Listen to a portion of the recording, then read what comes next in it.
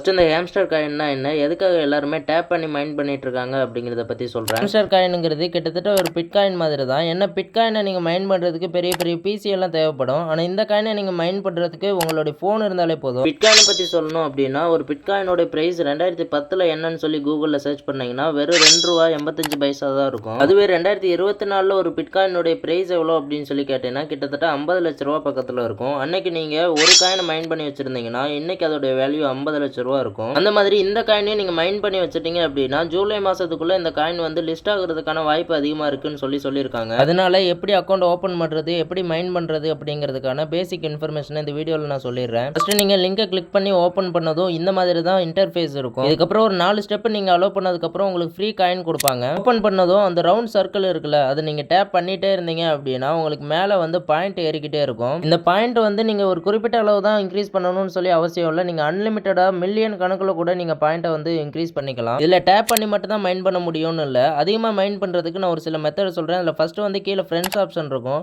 அதை கிளிக் பண்ணி அந்த லிங்கை காப்பி பண்ணி உங்க ஃப்ரெண்ட்ஸுக்கு ஷேர் பண்ணி அந்த லிங்க் மூலியமா உங்க ஃப்ரெண்ட்ஸ் வந்து ஆட் ஆனாங்க அப்படின்னா 25,000 பாயிண்ட் வந்துட்டு உங்களுக்கு ஃப்ரீயாவே கிடைக்கும். செகண்ட் மெத்தடா பக்கத்துல ஏர்ன்னு சொல்லி ஒரு ஆப்ஷன் இருக்கும். அதை நீங்க கிளிக் பண்ணிட்டு டெய்லி ரிவார்ட்ஸை கிளிக் பண்ணீங்கன்னா ஒவ்வொரு நாளுமே உங்களுக்கு ரிவார்ட்ஸ் கொடுப்பாங்க. அதை நீங்க கிளைம் பண்ணிக்கலாம். 10வது நாள் பாத்தீங்க அப்படின்னா 5 மில்லியன் பாயிண்ட்ஸ் வந்து நீங்க கிளைம் பண்ணிக்க முடியும். மெயின் மேட்டர் என்ன அப்படின்னா, நீங்கள் மைண்ட் பண்ணி பாயிண்ட்டை இன்க்ரீஸ் பண்ணுறது விஷயம் இல்லை, ப்ராஃபிட் பெர் ஹவர் அப்படின்னு சொல்லியிருக்குல்ல, அதை நீங்கள் இன்க்ரீஸ் பண்ணணும். அதுதான் காயினு. அதை எப்படி இன்க்ரீஸ் பண்ணணும்னு தெரிஞ்சுக்கணும்னா கமெண்ட் பண்ணுங்க. உங்களுக்கு வேற எதாவது டவுட் இருந்தாலும் கமெண்ட் பண்ணுங்க. நெக்ஸ்ட் வீடியோ சீக்கிரமாக நான் போஸ்ட் பண்ணுறேன். இப்போ நான் சொன்னது எல்லாமே பேசிக் தான். கீழே வந்துட்டு மைன்னு சொல்லி ஒரு ஆப்ஷன் இருக்கும். நீங்கள் அதை கிளிக் பண்ணீங்க அப்படின்னா நிறைய கார்ட்ஸ் எல்லாம் இருக்கும். கார்ட்ஸில் சிலது வந்து லாக் ஆகிருக்கும், சிலது அன்லாக் ஆகிருக்கும். நீங்கள் அதை கிளிக் பண்ணி தான் ப்ராஃபிட் பெர் ஹவரை வந்துட்டு நீங்கள் இன்க்ரீஸ் பண்ணணும். இதில் லாக் ஆகிருக்கிற கார்டை எப்படி அன்லாக் பண்ணுறது, எந்தெந்த கார்டை கிளிக் பண்ணி ப்ராஃபிட் பெர் ஹவரை ஈஸியாக இன்க்ரீஸ் பண்ணுறது அப்படிங்கிற எல்லா இன்ஃபர்மேஷனையும் நெக்ஸ்ட் வீடியோவில் நான் கொடுக்குறேன். இப்போதைக்கு நீங்கள் மைண்ட் பண்ணி அந்த பாயிண்ட்டை மட்டும் இன்க்ரீஸ் பண்ணிக்கிட்டே இருங்க. டவுட்னா கீழே கமெண்ட் பண்ணுங்கள், உங்கள் ஃப்ரெண்ட்ஸுக்கும் ஷேர் பண்ணிடுங்க.